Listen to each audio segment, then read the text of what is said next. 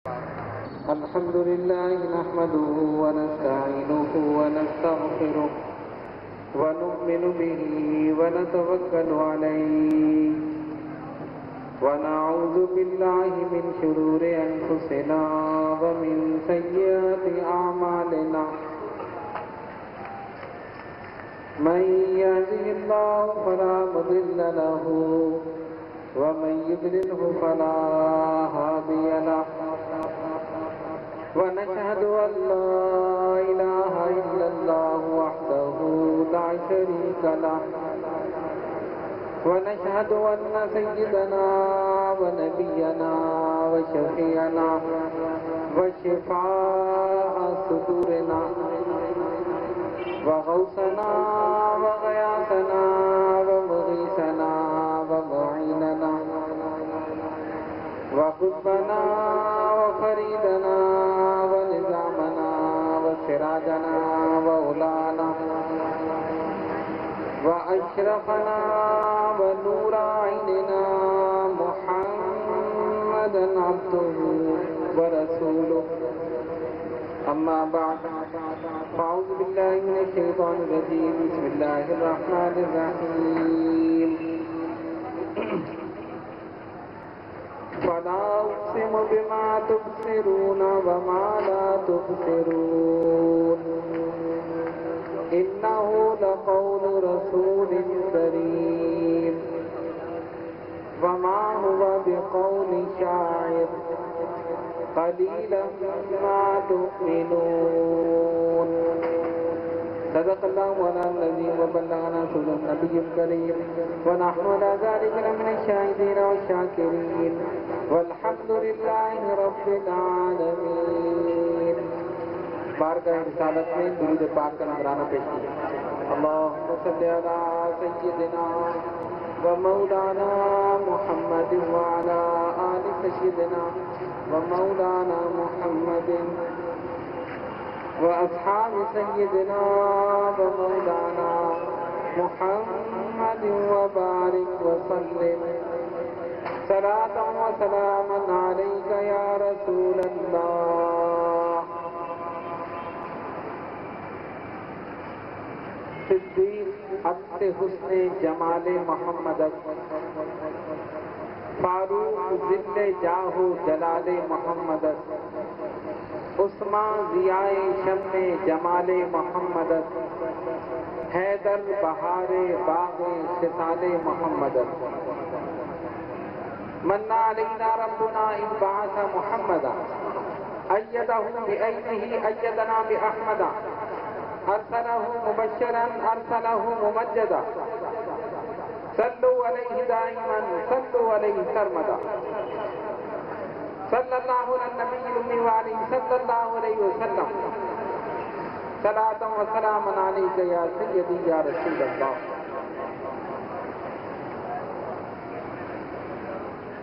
حلقہ اشرفیہ کھارا درگاہ حلقہ اشرفیہ لیاقت آباد کے زیر اہتمام یہ مبارک اور مقدس محفل منعقد ہو رہی ہے. وقت کافی ہو چکا ہے اور آپ حضرات بھی کافی دیر سے بیٹھے ہیں. میں کوشش کروں گا کہ مناسب وقت میں اپنی گفتگو مکمل کروں. قرآن مجید فرقان حمید کی جن آیات بینات کی تلاوت سے اپنے آپ کو مشرف کیا، پہلے اس کا ترجمہ، پھر شان نزول اور اس کے بعد چند تفصیلی فوائد. وما توفیقی الا باللہ العلی العظیم. ارشاد ربانی ہوا فلا اقسم بما تبصرون وما لا تبصرون. اے محبوب صلی اللہ علیہ وسلم، مجھے قسم ہے ان چیزوں کی جو تم دیکھتے ہو اور ان چیزوں کی جو نہیں دیکھتے. اِنَّهُ لَقَوْلُ رَسُولٍ كَرِيمٍ. بے شک یہ قرآن، یہ باتیں ہیں ایک رسول کریم سے. وَمَا هُوَ بِقَوْلِ شَاعِرٍ. اور وہ رسول صلی اللہ علیہ وسلم شاعر نہیں، اور یہ کسی شاعر کا قول بھی نہیں۔ قلیلا ما تؤمنون، تم ایمان لاتے ہو یا تم یقین رکھتے ہو مگر بہت تھوڑا۔ یہی آیات بینات کا ترجمہ ہے۔ شان نزول یہ ہے کہ کافروں نے یہ کہنا شروع کیا کہ محمد صلی اللہ علیہ وسلم شاعر ہیں۔ ولید نے کہا کہ وہ ساحر ہیں، ابو جہل نے کہا کہ شاعر ہیں، اور دیگر نے کہا کہ وہ کاہن ہیں، یعنی جادوگر معذرت۔ اللہ تبارک و تعالیٰ نے ان آیات بینات کو نازل فرما کر ان کے اس اعتراض کا جواب دے دیا۔ اللہ فرماتا ہے فَلَا أُقْسِمُ بِمَا تُبْصِرُونَ وَمَا لَا تُبْصِرُونَ، اے محبوب صلی اللہ علیہ وسلم مجھے قسم ہے ان چیزوں کی جنہیں تم دیکھتے ہو اور ان کی جنہیں تم نہیں دیکھتے۔ اِنَّهُ لَقَوْلُ رَسُولٍ كَرِيمٍ، بے شک یہ قرآن، یہ باتیں ہیں ایک کرم والے رسول سے۔ مفسرین کرام نے فرمایا قرآن مجید فرقان حمید کی آیات بینات یہ اللہ تبارک و تعالیٰ نے اپنے حبیب سے باتیں کی ہیں، یہ اللہ اس کے رسول صلی اللہ علیہ وسلم کی سے باتیں ہیں۔ اِنَّهُ لَقَوْلُ رَسُولٍ كَرِيمٍ وَمَا هُوَ بِقَوْلِ شَاعِرٍ قَلِيلًا مَا تُؤْمِنُونَ، اور یہ کسی شاعر کی باتیں نہیں ہیں، تم ایمان رکھتے ہو یقین رکھتے ہو مگر بہت تھوڑا۔ اب دیکھیے اس آیت میں ایک لفظ استعمال ہوا کریم، کون سا لفظ بتائیے، کون سا لفظ؟ کریم۔ کریم کے تین معنی ہیں، کثیر الخیر، کثیر الفضل اور کثیر العفو۔ کتنے معنی ہوئے؟ تین۔ کثیر الخیر یعنی بہت زیادہ بہتر یا سب سے بہتر۔ کثیر الفضل بہت زیادہ عطا فرمانے والا، گمان سے زیادہ عطا کرنے والا، اور کثیر العفو بہت زیادہ درگزر کرنے والا اور بہت زیادہ معاف کرنے والا۔ اب یہ تین معنی جو ہم نے آپ کے سامنے بیان کیے،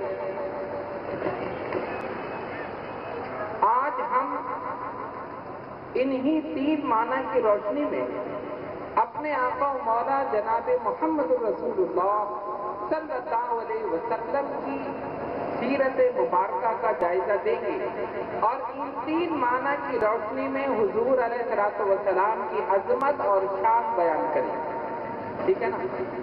تو آپ حضرات بڑے اطمینان کے ساتھ سکون کے ساتھ سماعت فرمائیے، اور یہ یاد رکھیے کہ تین چیزیں میں نے آپ کے سامنے بیان کرنی ہیں، کثیر الخیر، کثیر الفضل اور کثیر العفو۔ کثیر الخیر کے معنی سب سے بہتر، کثیر الفضل کے معنی بہت زیادہ عطا فرمانے والا یا گمان سے زیادہ عطا فرمانے والا، اور تیسرا کثیر العفو بہت زیادہ درگزر کرنے والا یا بہت زیادہ معاف فرمانے والا۔ اب دیکھیے پہلے معنی کی روشنی میں نبی پاک علیہ السلام کی شان کو دیکھیں، حضور کی عظمت کو دیکھیں، حضور کی رفعت کو دیکھیں، حضور کی بلندی کو دیکھیں، تو پہلا معنی کیا ہے؟ پہلا معنی کیا بتایا؟ کثیر الخیر۔ ارے پہلے معنی بھول گئے تو آگے پھر کیسے یاد رکھو؟ یاد رکھے نا، کثیر الخیر، کثیر الفضل اور کثیر العفو، یہ تینوں پر گفتگو ہوگی۔ تو پہلے معنی کثیر الخیر، اس کے کیا معنی ہوئے؟ بہت زیادہ بہتر، سب سے بہتر۔ اور یہ حقیقت ہے کہ اس پوری کائنات میں اللہ رب العالمین جل جلالہ عما نوالہ کے بعد اگر کوئی ذات سب سے بہتر ہے تو ذات پاک محمد مصطفیٰ صلی اللہ علیہ وسلم، رسول کی ذات بہتر ہے نا؟ ایمان والوں سے بہتر، ولیوں سے بہتر، نبیوں سے بہتر، رسولوں سے بہتر، فرشتوں سے بہتر، ملائکہ سے بہتر، سب سے بہتر اللہ کے بعد اگر کسی کی ذات ہے تو میرے آقا صلی اللہ علیہ وسلم تو کثیر الخیر، سب سے بہتر۔ اب آئیے ذرا سے جائزہ لیں، خیر کا تعلق حضور علیہ الصلوۃ والسلام کی ذات سے ایسا ہے کہ اب جس چیز کا تعلق رسول کی ذات سے ہو جائے وہی چیز سب سے بہتر ہے۔ سمجھ رہے نا بات؟ خیر حضور کی ذات کے ساتھ ایسی لازم اور منسوب ہو گئی، اب جس چیز کا بھی ظاہری یا باطنی تعلق میرے رسول سے ہو جائے گا، خدا کی قسم وہ سب سے بہتر ہے۔ اب پہلی چیز، ہم بھی بشر ہیں اور رسول اللہ صلی اللہ علیہ وسلم بھی بشر ہے، ٹھیک ہے نا؟ مگر ہماری بشریت میں اور ان کی بشریت میں زمین آسمان کا فرق ہے۔ ہماری بشریت میں اور رسول اللہ صلی اللہ علیہ وسلم کی بشریت میں زمین آسمان کا فرق ہے۔ ہم بشر ہیں مگر ہماری بشریت ہماری حقیقت ہے اور رسول کی بشریت رسول کی صفت ہے۔ کیسے؟ دیکھیے، اگر آدمی سے اس کی حقیقت چھین لی جائے تو وہ ختم ہو جائے، ہماری بشریت ہمارے حقیقت ہے، لیکن اگر صفت چھین لی جائے تو انسان ختم نہیں ہوتا۔ ایک چیز ہوتی ہے نا حقیقت اور ایک چیز ہوتی ہے صفت۔ حقیقت کے چھن جانے سے انسان ہی ختم ہو جائے اور صفت کے چھن جانے سے ختم نہیں ہوگا۔ کیوں؟ حقیقت موجود ہے۔ مثال کے طور پر میں مثال اس لیے دیکھوں کہ بات آپ کے ذہن میں بیٹھ جائے۔ تقریر میری صفت ہے، ٹھیک ہے نا؟ بولنا، خطاب کرنے کی صفت ہے۔ اگر تقریر مجھ سے چھین لی جائے، میں خاموش مگر انسان رہوں گا، بشر رہوں گا، آدمی رہوں گا۔ کیوں؟ اس لیے کہ میری حقیقت موجود ہے، صرف صفت چھینی ہے، صفت کو چھین لیا گیا۔ بات سمجھ رہے ہیں؟ صفت کے چھن جانے سے وہ چیز یا وہ ذات یا وہ انسان ختم نہیں ہوتا، حقیقت کے چھن جانے سے ختم ہو جاتا ہے۔ جبکہ بشریت ہماری حقیقت ہے، بشر ہونا، انسان ہونا، آدمی ہونا، یہ ہماری حقیقت ہے، ہم سب کی حقیقت ہے۔ تو اگر میری بشریت مجھ سے چھین لی جائے تو میں ختم ہو جاؤں، آدمیت چھین لی جائے ختم ہو جاؤں، انسانیت چھین لی جائے ختم ہو جاؤں، اس لیے کہ بشریت ہماری حقیقت ہے۔ اگر یہ بشریت چھن جائے تو ہم ختم ہو جائیں، جبکہ بشریت رسول کی حقیقت نہیں، رسول کی صفت ہے، رسول کی صفت ہے۔ کیسے؟ فرمایا کنت نبیا وآدم بین الماء والطین، میں نبی تھا جب آدم مٹی اور پانی کے درمیان تھے۔ کنت نبیا وآدم بین الروح والجسد، میں نبی تھا جب آدم جسم اور روح کے درمیان تھے۔ دنیا کا پہلا انسان حضرت آدم، دنیا کے پہلے بشر حضرت آدم، دنیا کے پہلے آدمی حضرت آدم۔ آدمیت شروع ہو رہی ہے حضرت آدم سے، انسانیت شروع ہو رہی ہے حضرت آدم سے، بشریت کی ابتدا ہو رہی ہے حضرت آدم سے۔ ابھی دنیا میں پہلا بشر نہیں آیا اور رسول فرماتے ہیں میں نبی تھا، میں نبی تھا۔ پتہ ہی چلا کہ جب وہ نبی تھے تو بشریت ان کی حقیقت نہیں ہے، بشریت ان کی صفت ہے، بشریت ان کی صفت ہے۔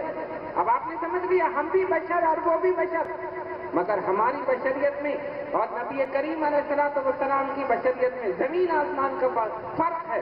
ہم بشر ہیں اور وہ بھی بشر ہیں، مگر وہ افضل البشر ہیں، سید البشر ہیں، خیر البشر ہیں، وجہ وجود بشر ہے، وجہ سبب تخلیق بشر ہے، سب سے اعلیٰ بشریت رسول اللہ صلی اللہ علیہ وسلم۔ تو اب بشریت کا تعلق رسول کے ساتھ ہوا تو ان کی بشریت سب سے بہتر۔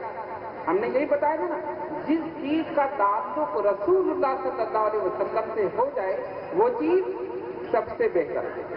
تو آپ نے دیکھیے بشریت سب سے بہتر، خیر البشر، سید البشر، افضل البشر، وجہ وجود بشر اور وجہ سبب تخلیق بشر۔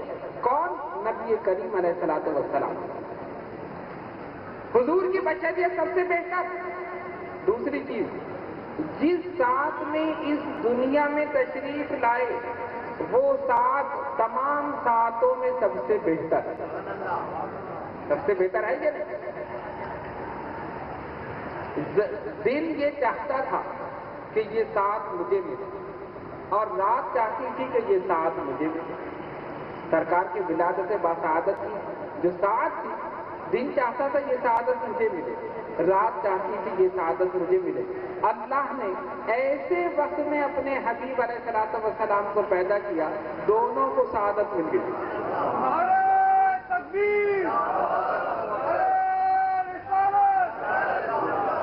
دونوں کو سعادت مل گئی. کس طرح؟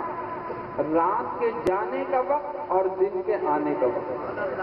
کب ہوئی حضور کی ولادت؟ صبح ہو صادق کے وقت. اندھیرا چھٹ رہا ہے، روشنی پھیل رہی ہے. اندھیرا دور ہو رہا ہے اور روشنی آہستہ آہستہ پھیل رہی ہے. دیکھا ہے نا صبح صادق کا وقت؟ دیکھا ہے کسی نے؟ اٹھتے ہی نہیں تو دیکھے ہوئے نہیں اٹھتے نا. 9 بجے اٹھو گے، 10 بجے سے کیا خاک دیکھو گے صبح صادق؟ صبح صادق کو اندھیرا چھٹ رہا ہے، روشنی پھیل رہی ہے. حکمت کیا تھی؟ اللہ رب العالمین نے ایسے وقت میں اپنے حبیب علیہ الصلوۃ والسلام کو اس دنیا میں بھیجا کہ رات کے جانے کا وقت، دن کے آنے کا وقت، اندھیرا چھٹ رہا ہے، روشنی پھیل رہی ہے. اشارہ تھا میرا محبوب اس دنیا میں آ گیا ہے، جہالت کا اندھیرا چھٹ رہا ہے، نور محمدی صلی اللہ علیہ وسلم پھیل رہا، روشنی ہو رہی.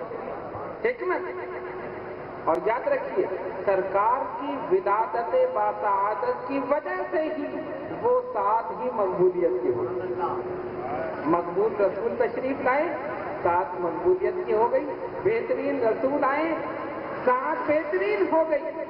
تو جس ساتھ میں آئے وہ تمام ساتھوں میں بہتر، جس دن آئے تمام دنوں میں بہتر، اور جس مہینے میں آئے ربیع الاول سارے مہینوں میں بہتر. اب دیکھتے رہو جس چیز کا تعلق میرے رسول صلی اللہ علیہ وسلم کی ذات سے ہوتا جائے گا وہی چیز تمام چیزوں میں بہتر ہے. تمام چیزوں میں بہتر. پہلے ہم ایک ایک چیز کو دیکھیں گے اور اس کے بعد پھر ساری چیزوں کو آپ کے سامنے بیان کریں گے. کیوں؟ اس لیے کہ آپ بھول جاتے ہیں نا بہت جلدی. ایک مسئلہ یہ ہے میں آگے چلتا ہوں، پیچھے آپ بھول جاتے. اس لیے پہلے میں ایک ایک چیز بیان کروں. ابھی ہم نے کیا بیان کیا؟ بشریت. دوسری چیز کون سی بیان کی؟ بھول گئے. ساتھ. جس ساتھ میں سرکار کی ولادت ہوئی، جس دن ہوئی تمام دنوں میں بہتر، جس مہینے میں تمام مہینوں سے بہتر، اور وہ ساتھ ہی مقبولیت کی ہو گئی اس لیے کہ حضور کی ولادت استاد. کبھی استاد میں اٹھ کر اللہ کی بارگاہ میں اپنے ہاتھوں کو پھیلا دو اور اس سے مانگ لو، اسی مقبول رسول کے صدقے میں خدا کی قسم ساری دعائیں مقبول. ایسا مقبول رسول ہے تمہارا صلی اللہ علیہ وسلم کہ ان کے صدقے میں جو دعا مانگو انشاءاللہ مقبول. اب اس کے بعد جو دین لے کر آئے تمام دینوں میں، تمام ادیان میں سب سے بہتر کون سا دین لے کر آئے؟ دین اسلام. قرآن کہتا ہے ان الدین عند اللہ الاسلام، اللہ کے نزدیک پسندیدہ دین اسلام. جتنے ادیان ہیں اس پر دنیا میں سب سے پسندیدہ دین اللہ کے نزدیک اسلام ہے. اب دیکھیے اللہ تعالیٰ نے کتنی آسانی فرما دی ہمارے لیے. اگر کسی کو کنفیوژن ہوتا کہ عیسائی مذہب بہتر ہے، یہودیت عیسائیت ہے، یہودیت ہے، بدھ مذہب ہے، ہندو مذہب ہے، اور دیگر چیزیں بہت سے مذاہب ہیں، کتنے ادیان اس وقت دنیا میں موجود ہیں، تمہیں ان کو پڑھنے کی ضرورت نہیں، تمہیں دیکھنے کی ضرورت نہیں. قرآن نے فیصلہ کر دیا تمہیں چننے کی ضرورت نہیں، دین چن کر تمہیں دے دیا. ان الدین عند اللہ الاسلام، اللہ کے نزدیک پسندیدہ دین اسلام. تو جو دین حضور لے کر آئے تمام دینوں میں سب سے بہتر. اور سرکار کے صحابہ انبیاء کرام علیہ السلام کے صحابہ سے بہتر. کیسے؟ دیگر انبیاء کرام علیہ السلام گزرے نا، 1,24,000 پیغمبر علیہ السلام یا کم و بیش اس دنیا میں تشریف لائے. حضرت موسیٰ علیہ السلام اپنی قوم سے فرماتے لڑو، جہاد کرو، کسے؟ بنی اسرائیل سے۔ تو وہ کیا کہتے ہیں؟ اے موسیٰ فَاذْهَبْ أَنْتَ وَرَبُّكَ فَقَاتِلَا، اے موسیٰ آپ اور آپ کا رب جا کر لڑے، اِنَّا هَاهُنَا قَاعِدُونَ، ہم تو آرام سے یہاں بیٹھے۔ کون کہہ رہا ہے؟ امتی نبی سے کہہ رہا ہے، ان کے صحابہ بنی اسرائیل حضرت موسیٰ علیہ السلام سے کہہ رہے ہیں۔ موسیٰ علیہ السلام فرماتے ہیں لڑو، تو کیا کہتے ہیں؟ آپ اور آپ کا رب جا کر لڑو، اِنَّا هَاهُنَا قَاعِدُونَ، ہم تو یہاں آرام سے بیٹھے۔ اور میرے آقا صلی اللہ علیہ وسلم کے صحابہ، سبحان اللہ، قربان ہو جاؤ ان کے نالین پاک سے لگے ہوئے ذروں پر، میرے رسول نے فرمایا جہاد کرو۔ صحابہ نے کیا کہا؟ یا رسول اللہ صلی اللہ علیہ وسلم فدا کا امی و ابی، حضور ہمارے ماں باپ آپ پہ قربان۔ اے اللہ کے حبیب، ہم بنی اسرائیل نہیں ہیں کہ جنہوں نے موسیٰ علیہ السلام سے کہہ دیا آپ اور آپ کا رب جا کر لڑے، ہم یہاں بیٹھے ہیں۔ اے اللہ کے حبیب، خدا کی قسم جہاں پسینہ گرے گا اپنا خون بہا دیں گے، اپنا خون بہا دیں گے۔ اور صحابہ نے صرف کہا نہیں ہے، کر کے دکھا دیا۔ جنگ احد میں ایک صحابی شہید ہونے کے بالکل قریب، یعنی جہاں بالکل جہاں پنپ کسے کہتے ہیں، لبوں پر جان نکلنے والی، دعا کرتے الہ العالمین اس وقت تک مجھے موت نہ آئے جب تک تیرے حبیب کے قدموں میں نہ پہنچ جاؤں۔ زخموں سے چور چور ہو کر زمین پر گرے ہیں اور پکار رہے ہیں صحابہ سے کسی طرح مجھے اٹھا کے سرکار کے قدموں تک پہنچا۔ حضور پرنور علیہ السلام اب اس جنگ میں، میدان جنگ میں، احد میں کہاں ہوں گے؟ لیکن اس صحابی کی دعا اللہ رب العالمین نے قبول فرمائی، صحابہ اٹھا کر لے گئے، زخموں سے چور چور ہیں، اللہ کے حبیب علیہ السلام کے قدموں میں ڈال دیا، قدموں کو بوسہ دیا، روح جسم سے پرواز کر دی۔ کیسی پیاری موت! یہ ہے میرے آقا صلی اللہ علیہ وسلم کے صحابہ کہ اپنی جان قربان کر دی، اپنے خون کا آخری قطرہ تک نثار کر دی۔ اسی لیے ان کو یہ مرتبہ ملا کہ قرآن نے کہا رضی اللہ عنہم ورضوا عنہ، یہ اللہ سے راضی ہو گئے، اللہ ان سے راضی ہو گئے۔ اسی لیے کسی نے لکھا محمد مصطفیٰ کے بعد علی شان والے ہیں، یہی اللہ والے ہیں، یہی قرآن والے ہیں، نبی کا دین اسلام پھیلایا زمانے میں، جنہوں نے کلمہ توحید چمکایا زمانے میں، جنہوں نے کلمہ توحید چمکایا زمانے میں۔ تو کون تھے یہ؟ سرکار کے صحابہ۔ تو حضور کے صحابہ انبیاء کرام، دیگر انبیاء کرام علیہ السلام کے صحابہ سے بہتر، سرکار کا زمانہ تمام زمانوں سے بہتر۔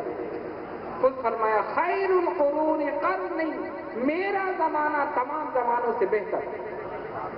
جس زمانے میں حضور ہیں وہ زمانہ تمام زمانوں سے بہتر۔ فرمایا ثم الذین یلونہم ثم الذین یلونہم، پھر اس کے بعد والے، پھر اس کے بعد والے، پھر اس کے بعد، یعنی سب سے بہتر زمانہ میرا ہے جس میں میں ہوں، پھر صحابہ ہیں، پھر تابعین ہیں، پھر تبع تابعین ہیں، بزرگان دین ہیں، ائمہ مجتہدین ہیں، اس طرح یہ سلسلہ چل رہا۔ لیکن خیر القرون قرنی، میرا زمانہ تمام زمانوں سے بہتر ہے۔ تو رسول جس زمانے میں آئے وہ زمانہ تمام زمانوں سے بہتر ہے، اور جو قرآن لے کر آئے وہ ساری آسمانی کتابوں میں سب سے بہتر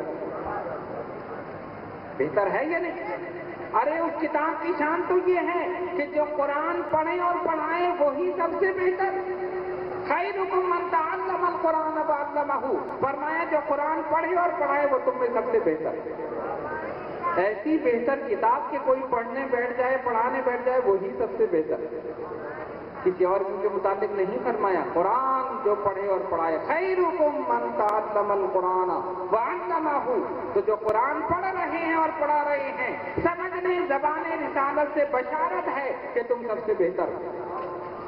تو رسول جو قرآن لے کر آئے سب سے بہتر، اور وہ قرآن جو پڑھے پڑھائے وہ سب سے بہتر. وہ قرآن جس مہینے میں نازل ہوا تو وہ بہتر. وہ قرآن جس رات میں نازل ہوا، لیلۃ خیر من الف شہر، لیلۃ القدر خیر من الف شہر، وہ رات 1000 مہینوں سے بہتر. اب آپ نے دیکھ لیا جس کا تعلق ہو رہا ہے بہتر ہے یا نہیں ہے. جس کا تعلق ظاہری یا باطنی میرے رسول صلی اللہ علیہ وسلم کے ساتھ ہو گیا وہی سب سے بہتر. تو قرآن کتب سماویہ میں بہتر، جس مہینے میں وہ مہینوں میں بہتر، جس رات میں وہ 1000 مہینوں سے بہتر. جو قرآن پڑھے پڑھائے وہ سب سے بہتر. اور رسول کی امت، قربان جائیے اس رسول پر. ہم گناہ گار، کیا کار، خطا کار، کتنے گناہ گار، مگر قرآن کہتا ہے کنتم خیر امت اخرجت للناس، تم تمام امتوں میں سب سے بہتر. ہم نے کون سا ایسا کام کیا؟ ہم نے کون سی ایسی عبادت کی ہم سب سے بہتر ہو گئے؟ ساری امتوں سے بہتر. نہ تم اپنی نمازوں کی وجہ سے، نہ اپنے روزوں کی وجہ سے، نہ حج اور زکات کی وجہ سے، نہ صدقات و خیرات کی وجہ سے، نہ نیک اعمال کی وجہ سے. اگر تمہیں بہتری کی سند ملی ہے اس لیے ملی ہے کہ تم اس بہتر رسول کے امتی ہو جو رسول سب سے بہتر ہے.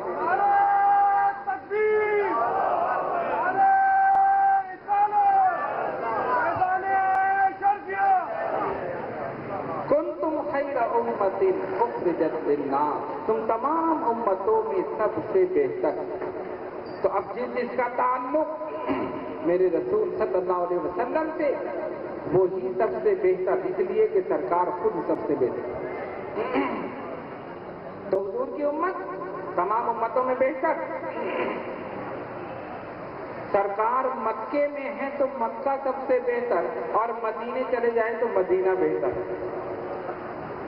مکے میں ہے تو قرآن کہتا ہے لا اقسم بہذا البلد وانت حل بہذا البلد. محبوب مجھے اس شہر کی قسم جس میں آپ تشریف فرما.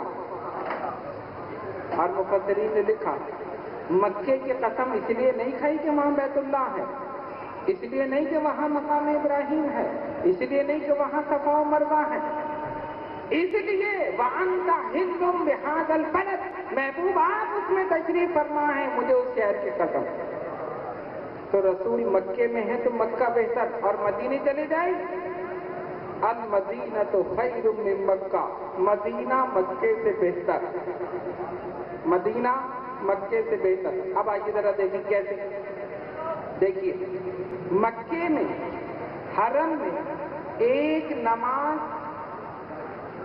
1,00,000 نماز کے برابر، ایک نیکی برابر 1,00,000. آپ ایک نیکی کریں تو 1,00,000 نیکی. اور مدینے میں ایک نماز 50,000. سرکار کی مسجد میں، مسجد نبوی میں 50,000. وہاں پر کتنی؟ 1,00,000. اور مدینے میں 50,000. تو پھر آپ کیسے کہہ رہے ہیں مدینہ مکے سے بہتر؟ المدینہ تو خیر من مکہ، مدینہ مکے سے بہتر. تو پھر کیسے بہتر ہوا؟ ثواب تو یہاں زیادہ. مکے میں 1,00,000، مدینے میں 50,000. لیکن سنو، یہاں پر ایک نیکی برابر 1,00,000 تو ایک گناہ بھی برابر 1,00,000. سمجھ گئے؟ بہت خوش ہو رہے تھے. کیا مطلب؟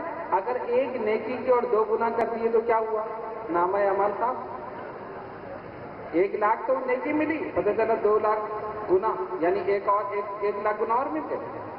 اور مدینے میں ایک نیکی برابر 50,000 اور ایک گناہ ایک گناہ 50,000 نہیں. یہاں پر ایک نیکی برابر 1,00,000 تو ایک گناہ بھی برابر 1,00,000. اور مدینے میں ایک نیکی برابر 50,000 تو ایک گناہ 50,000 نہیں. پتہ ہی چلا کہ مکے میں جلال اور ہیبت کے جلوے ہیں، مدینے میں جمال اور رحمت کے جلوے.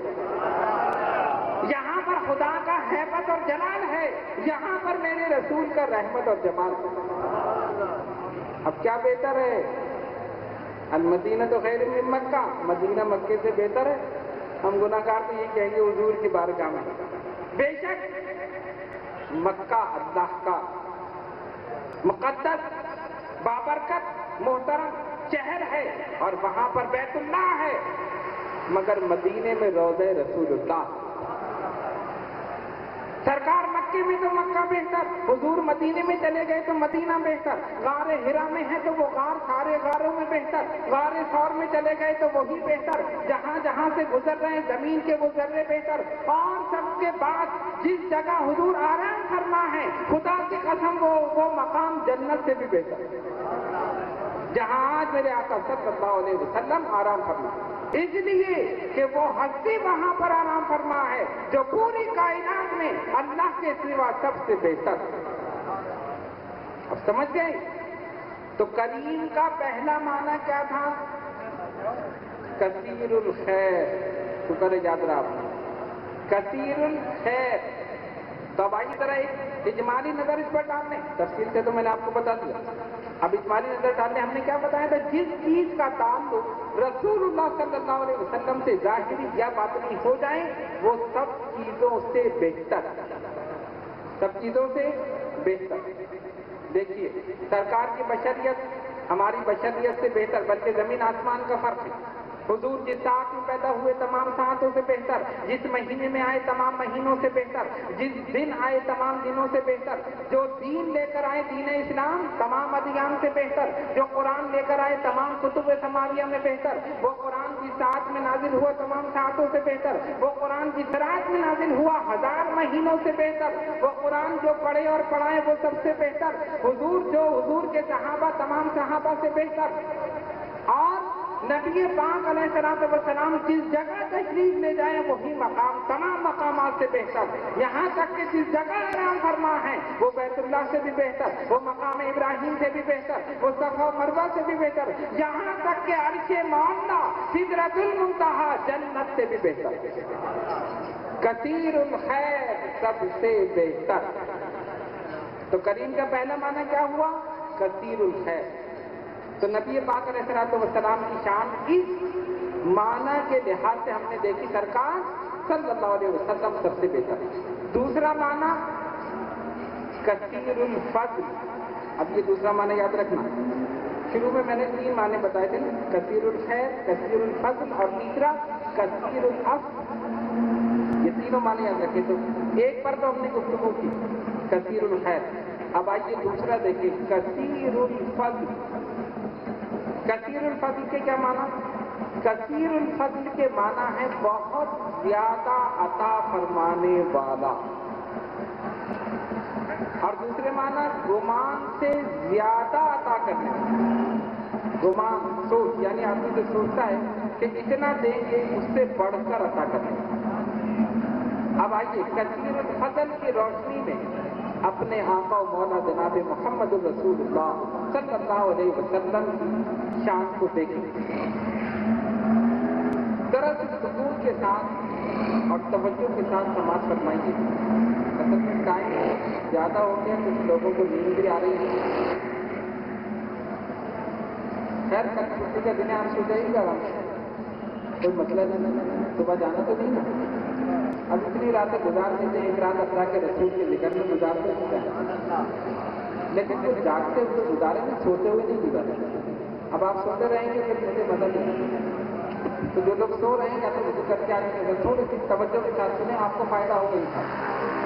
پہلا لفظ کثیر الخیر ہو گیا. اب آئیے کثیر الفضل، بہت زیادہ عطا فرمانے والا، گمان سے زیادہ عطا فرمانے والا. کتاب الشفا میں یہ روایت موجود ہے. صفوان بن امیہ حضور کی بارگاہ میں، یا رسول اللہ صلی اللہ علیہ وسلم مجھے کچھ عطا فرمائیے. سرکار دو عالم علیہ الصلوۃ والسلام نے ایک مجلس میں 100 اونٹ اسے عطا کر دیا. 10 20 30 نہیں، 100 اونٹ. 100 اس نے کہا مجھے عطا فرمائیے. پھر 100 اونٹ عطا فرمائیے. اس کے بعد پھر اپنی طرف سے دوبارہ پھر 100 اونٹ عطا فرمائیے. ایک ہی مجلس میں 300 صفوان بن امیہ کو سرکار نے عطا فرمائی، اور اس زمانے میں 100 اونٹ بہت بڑی چیز ہوتی تھی، بڑی اس کی قیمت ہوتی تھی، اور اگر کسی کے پاس صرف 100 اونٹ ہو تو سمجھتے ہیں بہت بڑا لکھپتی آدمی ہے، بڑا اس کے پاس مال ہے، بڑا قیمتی اونٹ سمجھا جاتا تھا۔ ایک مجلس میں 100 اونٹ عطا کر دیے، اور جب اس سے لوگوں نے پوچھا تو اس نے کہا سنو، آج سے پہلے میں محمد صلی اللہ علیہ وسلم کو معاذ اللہ سب سے برا سمجھتا تھا، لیکن ان کی اس صحابت کو دیکھ کر آج کے بعد سب سے زیادہ بہتر میں انہیں کو سمجھتا ہوں۔ سرکار تشریف فرما ہے، ایک اعرابی آیا، یا رسول اللہ صلی اللہ علیہ وسلم مجھے کچھ عطا کیجیے، میں غریب ہوں، کمزور ہوں، لاچار ہوں، کوئی چیز میرے پاس نہیں۔ سرکار دو عالم علیہ الصلوۃ والسلام نے بکریوں کا ایک ریوڑ، جس میں کثیر بکریاں تھیں، فرمایا یہ لے جائے۔ وہ حیران ہو گیا، وہ سوچتے کہ 10-20 بکریاں ہوں گی، 40-50 ہوں گی، کافی تعداد میں بکریاں۔ جب وہ لے کر اپنے علاقے میں پہنچا تو راوی کہتا ہے پہاڑوں کے دونوں جانب، یعنی دونوں جانب جو پہاڑ تھے، پہاڑ کے درمیان کی جگہ جو تھی، پہاڑ کے درمیان کی جگہ اس ریوڑ سے بھر گئی، اتنی بکریاں حضور علیہ الصلوۃ والسلام نے اس کو عطا کر، اور جا کر اپنے قبیلے میں کہتا ہے لوگوں سنو، محمد صلی اللہ علیہ وسلم جیسا سخی میری آنکھوں نے دیکھا نہیں ہے، جس کو لینا ہو ان کی بارگاہ میں پہنچ جائے اور حاصل کر لے، ان کی بارگاہ میں پہنچ جائے اور حاصل کر لے۔ حقیقت یہی ہے کہ نبی پاک علیہ الصلوۃ والسلام سے جس نے جو کچھ مانگا، اور یہی نہیں اس دنیا میں رہتے ہوئے جنت مانگی سرکار نے وہ بھی دے دی، اور اس دنیا میں رہتے ہوئے اس دنیا کی چیز مانگی حضور نے وہ بھی عطا فرمائی۔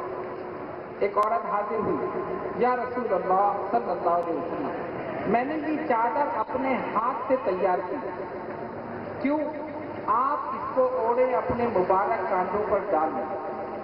سرکار دو عالم علیہ الصلوۃ والسلام نے اسے قبول کیا اور لے کر اپنی شانوں پر مبارک کاندھوں پر ڈالا۔ اسی وقت ایک صحابی کھڑے ہوئے، یعنی وہ عورت لے کر چلی گئی، وہ کھڑے ہوئے اور عرض کرتے یا رسول اللہ صلی اللہ علیہ وسلم فداک امی و ابی، حضور میرے ماں باپ قربان، یہ چادر مجھے عطا فرما دو۔ ابھی وہ دے کر گئی ہے اور سرکار نے اپنے جسم مبارک پر وہ ڈالی پہنی، مجھے عطا کر دیجیے۔ حضور نے اسی وقت اتارا دے دیا، کاشان نبوت پر تشریف لے گئے۔ اب دیگر صحابہ نے دیکھا تو انہوں نے ان کو تھوڑی سی ملامت کی، تم عجیب آدمی ہو، تمہیں پتا ہے کہ سرکار کسی کا سوال رد نہیں فرماتے، جس نے بھی سوال کیا حضور نے عطا فرما دیا، تم یہ جانتے ہو؟ کہاں میں جانتا ہوں، پھر تم نے کیوں چادر مانگی؟ تمہیں پتا ہے کہ ابھی اس عورت نے آ کر دی ہے، حضور نے پسند فرمائی ہے، قبول فرمائی ہے، اپنے مبارک کاندھوں پر ڈالی ہے، تم نے سوال کر دیا۔ صحابی کا بھی ایمان دیکھیے، کہا میں نے اس لیے نہیں مانگی کہ میں اس کو پہنوں گا، میں نے اس لیے مانگی ہے کہ یہ میرے کفن میں استعمال ہو، اس لیے میں جانتا ہوں جو چیز اللہ کے حبیب علیہ الصلوۃ والسلام سے کہ جسم مبارک سے مست ہو جائے، خدا کی قسم جہنم کی آگ حرام ہو جاتی ہے، یہ حضور کے جسم مبارک سے لگ گئی ہے، میرا کفن بن جائے گی، میرے اوپر جہنم کی آگ حرام۔ نعرہ تکبیر، نعرہ رسالت، میدان شرفیہ، اس لیے میں نے مانگی ہے اور کوئی بات نہیں ہے۔ بے شمار واقعات نبی کریم علیہ الصلوۃ والسلام کے سرکار عطا فرما رہے ہیں اور خود فرماتے ہیں انما انا قاسم واللہ یعطی، اللہ عطا کرنے والا ہے اور میں اس کی عطا کو تقسیم کرنے والا ہوں، دنیا کی چیز ہو یا آخرت کی ہو، जन्नत हो, कोई भी चीज हो, सब हुजूर अलैहिस्सलातु वस्सलाम के इख्तियार में, और जिसे चाहे सरकार तो आलम अलैहिस्सलातु वस्सलाम अता फरमा दे, जिसे चाहे हुजूर अलैहिस्सलातु वस्सलाम अता फरमा दे। कसीरुल फज़्ल अता फरमाने वाले, गुमान से ज्यादा अता फरमाने वाले। इस मौके पर एक बड़ा दिलचस्प वाक़या ज़हन में आता है, आप लोग बड़ी तवज्जो के साथ समाअत फरमाइए। लाहौर में मस्जिद वजीर खां एक मस्जिद है बहुत बड़ी, अभी भी मौजूद है, तारीखी मस्जिद। उसमें एक जलसा हो रहा पाकिस्तान बनने से पहले।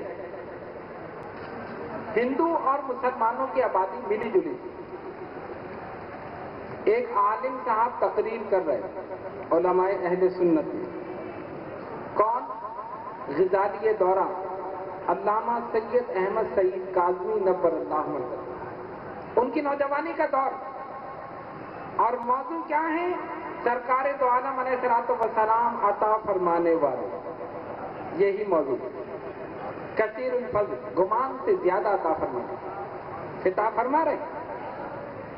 एक हिंदू लड़की जो अपने घर में हजरत की तकरीर सुन रही, उसने फौरन एक पर्चा लिखा, उसमें एक सवाल लिखा, और कहा जाओ मौलाना को देकर आओ। अगर हिम्मत है तो माइक पर मेरा सवाल भी पढ़े और उसका जवाब भी दे, अगर हिम्मत है। अच्छा, सवाल क्या था? उसने लिखा, आप ये बयान कर रहे हैं कि आपके नबी मोहम्मद सल्लल्लाहु अलैहि वसल्लम बहुत ज्यादा सखी थे, बहुत ज्यादा अता फरमाने वाले थे, और मैं ये कहती हूँ कि हातम ताई जो था वो ज्यादा सखी था। हातम ताई, उसका नाम सुना है, वो बहुत ज्यादा सखी था। अब ये बताओ दोनों में कौन सखी था? और फिर साथ में लिखती है, हातम ताई की सखावत ये थी कि उसने अपने घर में 7 दरवाजे बनाए थे। 7, कितने दरवाजे? 7 दरवाजे बनाए थे। एक दिन एक आदमी एक दरवाजे से दाखिल हुआ, उसने कहा मुझे अता करो, उसने उसको दे दिया, वो चला गया। और उसी वक्त दूसरे दरवाजे से फिर आके हाथ फैला दिया, उसने फिर दे दिया, फिर चला गया, फिर तीसरे दरवाजे से आ गया, फिर चौथे से आ गया। एक ही दिन में एक ही आदमी 7 मर्तबा उसके 7 दरवाजों से आया, और उसकी पेशानी पर बल नहीं आया, उसने 7 दरवाजों से अता कर दिया। कितना बड़ा सखी था नहीं था? उसने कहा तुम्हारे नबी सल्लल्लाहु अलैहि वसल्लम ने तो कोई दरवाजा ही नहीं बनाया, उनके घर का तो एक ही दरवाजा था। उसकी सखावत देखो, 7 दरवाजे बनाए, 7 दरवाजों से लोग आते रहे, देता रहूं, आते रहे, देता रहूं। और एक सोचने की बात है, आप किसी को अगर दे दें और दोबारा मांगे तो आपको गुस्सा आएगा ना, यार अभी तो दिया तो फिर क्यों आगे दोबारा? चलो फिर दे दो, दे दिया, फिर तीसरी मर्तबा आ गया, फिर दे दिया, फिर चौथी मर्तबा, गुस्सा तो आ ही जाएगा ना। भाई 2 मर्तबा ले चुका, फिर क्यों पीछे पड़ा भाई, मांग यहाँ से। वो कहते नहीं, गुस्सा नहीं आया, 7 मर्तबा वही आदमी आया, एक दरवाजे से आता, फिर दूसरे से, तीसरे से, चौथे से, 7 दरवाजों से, और हातम ताई 7 दरवाजों से दे रहा। अब ये लिख कर फिर वो कहती है बताओ तुम्हारे नबी सखी है या हातम ताई सखी? इसकी सखावत तो ये है कि इसने 7 दरवाजे बनाए, 7, और एक ही वक्त में एक ही आदमी 7 दरवाजों से आया, पेशानी पर बल नहीं आया, उसने दे दिया। तुम्हारे नबी ने कौन से 7 दरवाजे बनाए? उनके घर का तो एक ही दरवाजा है ना। बात एक सवाल है, लेकिन कुर्बान जाइए उन उलमाए अहले सुन्नत के जो सिर्फ आलिम ही नहीं थे, आमिल भी थे और आशिक़ रसूल भी सल्लल्लाहु अलैहि वसल्लम। और जब जवाब आता है तो बारगाह रिसालत से ही आता है, इंसान की अपनी ताकत नहीं कि जवाब दे। ये सवाल आपने समझ लिया ना, अब सुनो इसका जवाब। आप भी अपने ज़हन में सोच रहे होंगे पता नहीं क्या जवाब हो, कि इसके 7 दरवाजे और उनका एक ही दरवाजा। ग़ज़ाली दौरा ने उसी वक्त ये पूरा पर्चा पढ़कर सवाल पढ़ा, का ये सवाल है, अब सुनो इसका जवाब। तुम ये कहती हो कि हातम ताई की सखावत ये है कि उसने 7 दरवाजे बनाए, एक आदमी एक ही दिन में 7 दरवाजों से आया, उसने दे दिया, उसकी पेशानी पे बल नहीं आया। तुम्हारे नबी ने कोई दरवाजा नहीं बनाया, एक ही दरवाजा था, 7 दरवाजे नहीं थे। تم اس دلیل سے اس کی سخاوت ثابت کر رہی ہو، میں اس دلیل سے اس کا بخل ثابت کر دوں، ختم جائے گی۔ تم یہ ثابت کر رہی ہو کہ 7 دروازے سے وہ سخی تھا، اور میں یہ کہتا ہوں کہ یہ تو اس کے بخل کی دلیل تھی، اور وہ جو آدمی بار بار آیا اور اس نے دے دیا، اور اس نے، تم سخاوت ثابت کر رہی ہو، اس نے اتنا کم کیوں دیا کہ اس کو دوبارہ آنے کی ضرورت پڑی؟ اس نے کم دیا جبھی تو دوبارہ آیا نا۔ حاتم طائی نے اتنا کم کیوں دیا کہ اس کو دوبارہ آنے کی ضرورت پڑی؟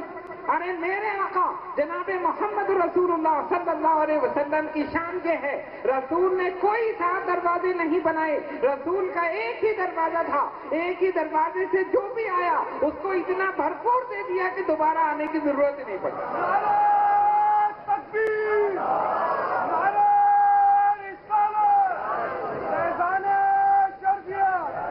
ایک دروازے سے اتنا عطا فرما دیا کہ دوبارہ آنے کی ضرورت ہی نہیں پڑی۔ سخی تو میرا رسول ہے، یہ کون سا سخی؟ 7 دروازوں سے بار بار آ رہا ہے، ارے کمی ہے تبھی تو آ رہا ہے، اس کا دل نہیں بھرا تبھی تو لے رہا ہے۔ میرے رسول کی شان یہ ہے، جس کو عطا فرمایا ایسا بھرپور عطا فرمایا کہ دوبارہ آنے کی ضرورت ہی نہیں پڑی، دوبارہ کسی کے سامنے جھکنے کی ضرورت نہیں پڑی۔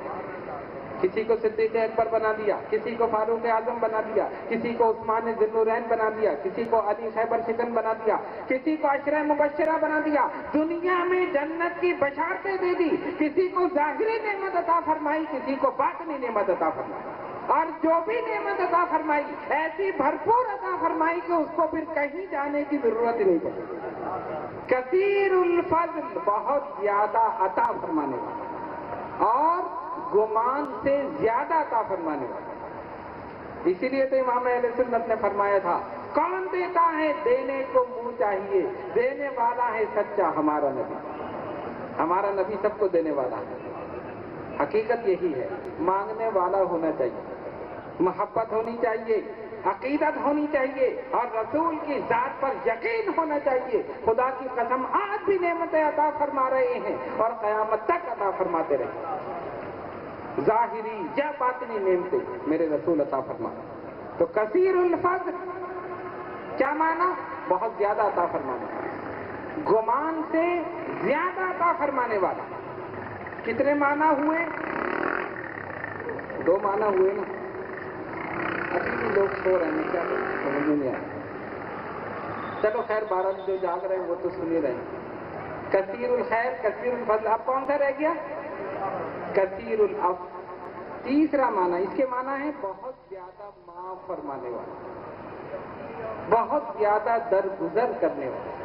اور یہ حقیقت ہے، میرے آقا صلی اللہ علیہ وسلم کی شان یہ ہے، سرکار جس نے بھی کوئی غلطی کر دی، معافی مانگ لی، میرے رسول نے اسی وقت معاف فرمایا۔ کثیر العفو، بہت زیادہ معاف فرمانے والا۔ ہماری کیفیت کیا ہے؟ کوئی گالی دے دے ہم اس سے بڑھ کر دیں، کوئی پتھر مارے تو ہم سوچتے ہیں اس کو بڑا پتھر مارے یا اس کو ختم ہی کر دیں، یہ کہتے تھے نا، غصہ آ جاتا، ارے اس کی ضرورت مجھے مار دیا اس نے، میں اس کو ختم کر کے رکھ دوں، اس کی ایسی کی تیسی کر۔ اب آؤ رسول کی شان دیکھو، جنہوں نے پتھر مارے، طائف کا منظر سامنے نہیں، آقا کو جہاں فخر کون و مکان صلی اللہ علیہ وسلم گزر رہے ہیں،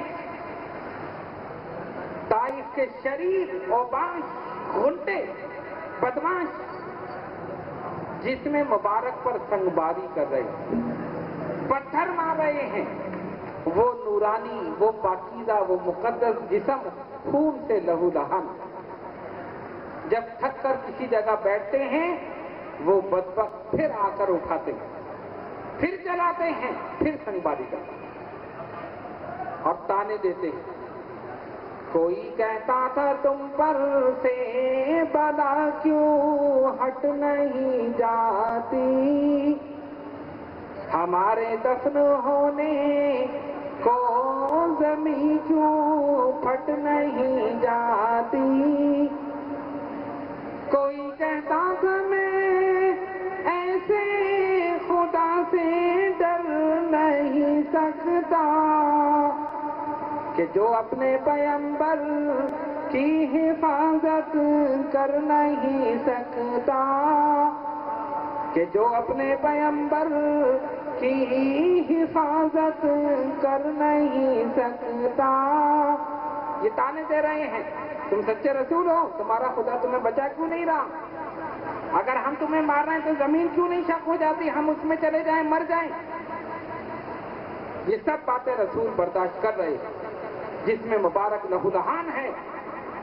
سرکار نے چہرے انور آسمان کی طرف اٹھایا، دیکھا حضرت جبریل علیہ السلام تشریف لا رہے ہیں۔ یا رسول اللہ صلی اللہ علیہ وسلم، اللہ رب العالمین جل جلالہ عما نوالہ ارشاد فرما رہا ہے، اے محبوب، یہ آپ پر ظلم و ستم کرنے والے، یہ مبارک جسم پر سنگباری کرنے والے، یہ مقدس جسم کو خون میں نہلانے والے، لہو لہان کرنے والے، اے رسول اگر آپ حکم دیں یہ دونوں پہاڑ جس کے بیچ میں یہ بس رہے ہیں، ہم ان کو اس طرح ملا دیں اور چکی کے دو پارٹوں کی طرح چلا دیں تاکہ آپ پر سنگباری کرنے والے اس میں پس جائیں، ختم ہو جائیں۔ قربان ہو جاؤ رحمت للعالمین، شفیع المذنبین، محبوب رب العالمین صلی اللہ علیہ وسلم کے۔ سرکار نے دیکھا اگر میں نے چشم ابرو کا اشارہ کیا یہ سب کے سب فنا ہو جائیں، یہ سب کے سب ختم ہو جائیں۔ نہیں، اس خون میں نہائے ہونے کے باوجود مقدس رحمتوں والے ہاتھ دعا کے لیے بلند کرتے ہیں۔ جناب رحمت للعالمین نے سن کے فرمایا کہ میں اس دہر میں قہر و غضب بن کر نہیں آیا، کہ میں اس دہر میں قہر و غضب بن کر نہیں آیا۔ اللہم اہد قومی فإنہم لا یعلمون، مولا میری قوم کو معاف فرما دے، اس نے مجھے پہچانا نہیں، اگر مجھے پہچان دیتے تو یہ حرکت نہ کرتے، ان کو معاف کر دے، معاف عذاب نازل کر، میں تو رحمت للعالمین ہوں، میں تو شفیع المذنبین ہوں، میں تو محبوب رب العالمین ہوں، معاف فرما دے، یہ مجھے پہچانے نہیں۔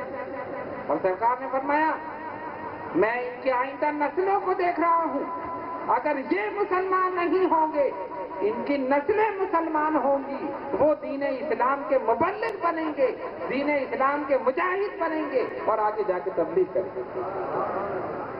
میرا ایمان یہ کہتا ہے، میرا یقین و وجدان یہ کہتا ہے کہ جس وقت حضرت جبریل علیہ السلام عذاب لے کر نازل ہوئے، اگر میرے رسول چشم ابرو کا اشارہ فرماتے عذاب نازل ہو جاتا، اہل طائف ختم ہو جاتے، لیکن سرکار نے فرمایا نہیں۔ اللہم اہد قومی فإنہم لا یعلمون، مولا میری قوم کو ہدایت عطا فرما، اس نے مجھے پہچانا نہیں، یہ مجھے جانتے نہیں۔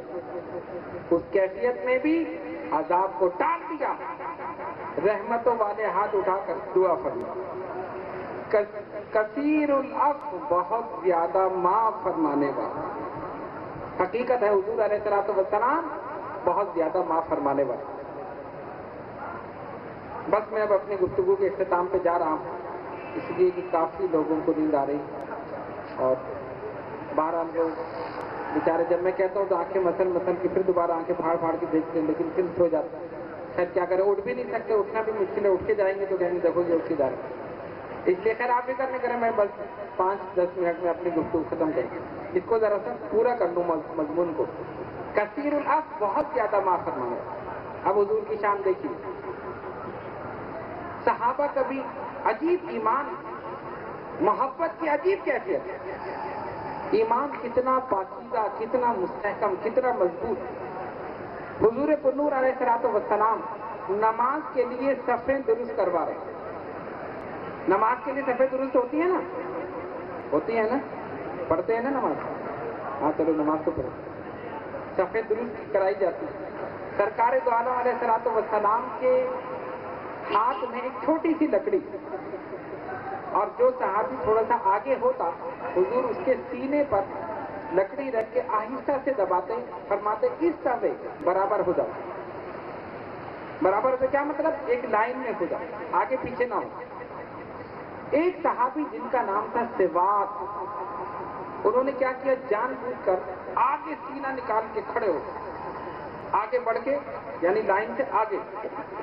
اب سرکار صفے درست کرتے کرتے کرتے جب وہاں پہنچے سرکار نے وہی چھوٹی سی لکڑی سینے پر رکھی, تھوڑی سی دبائی, فرمایا استوے یا سواد.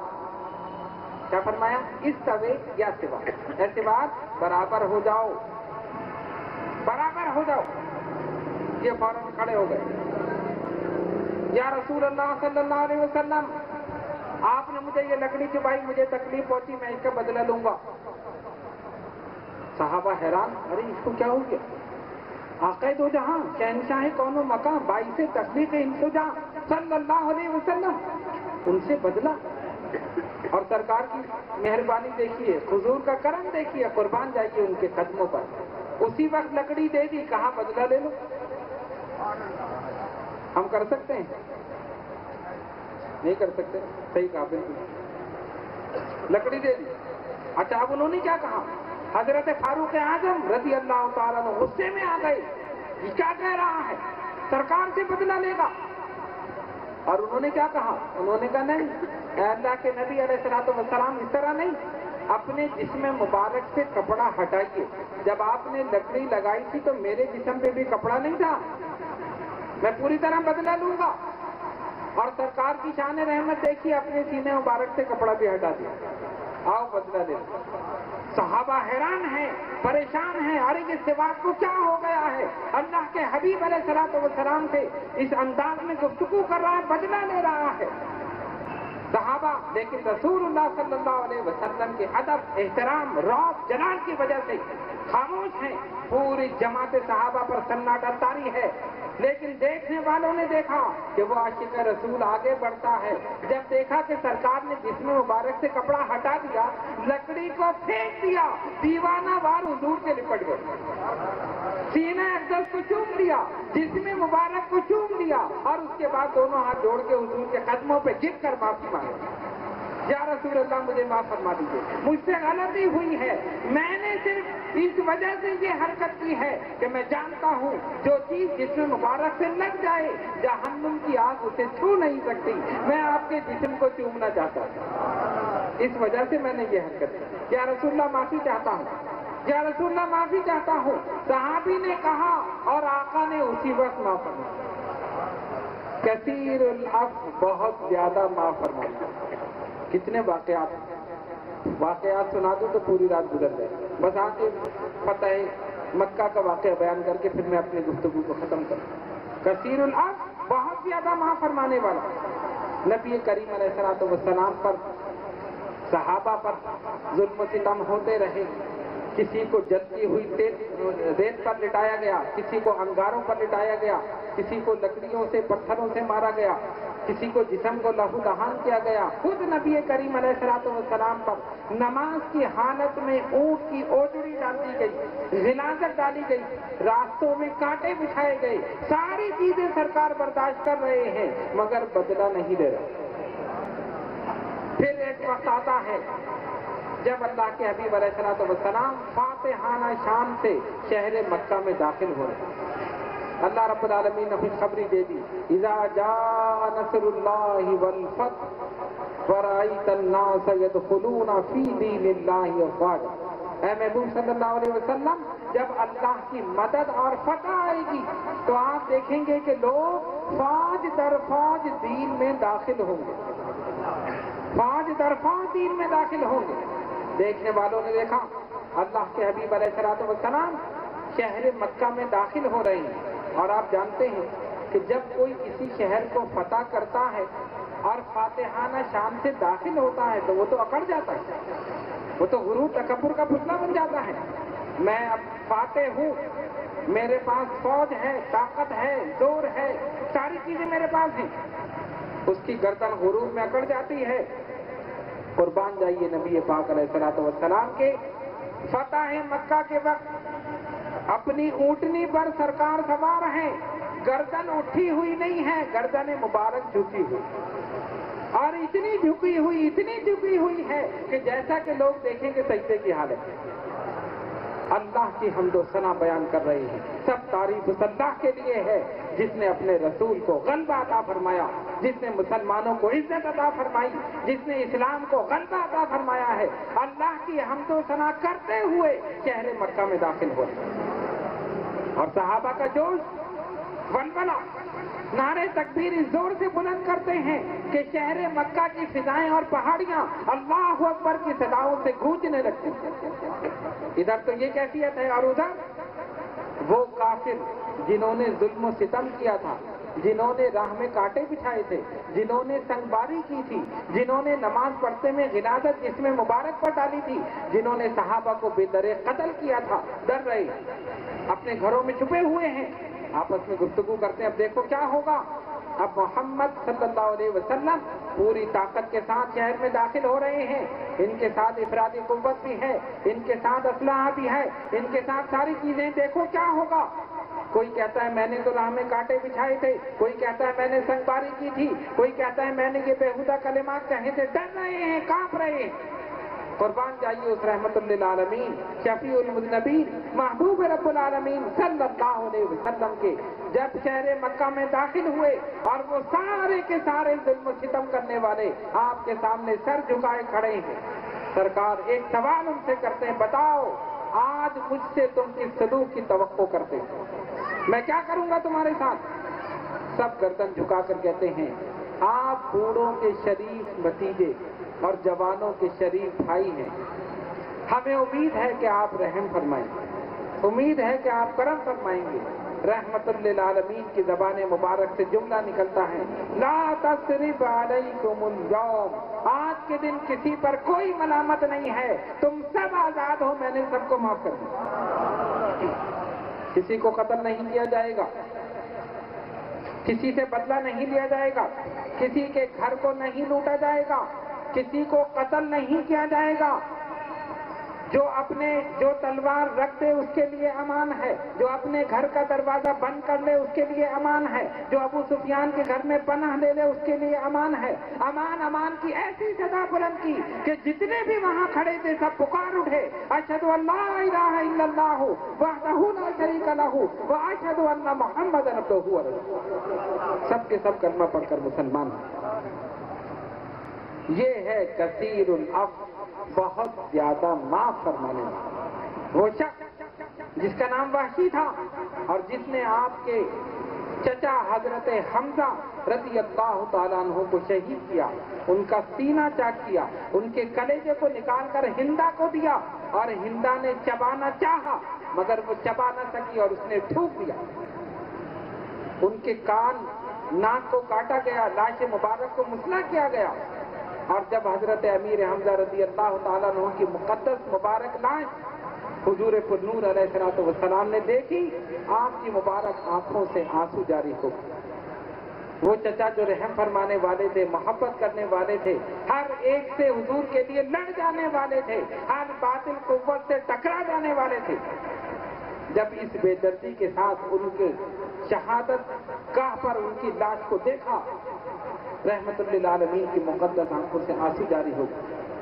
یہ پتا تھا کہ کس نے ان کے ساتھ یہ کیا. وہ شخص جس کا نام وحشی تھا وہ وہاں سے بھاگ گیا، چھپتا پھرا.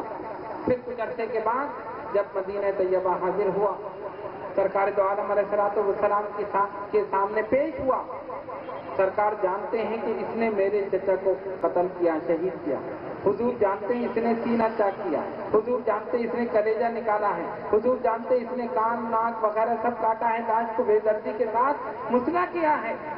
وہ شخص جب آتا ہے، اب دیکھو رحمت للعالمین کا صبر، حضور کا حلم، حضور کی بردباری، حضور کی کرم نوازی اور حضور کی رحمت للعالمین اسلام کی دعوت دیتے ہیں.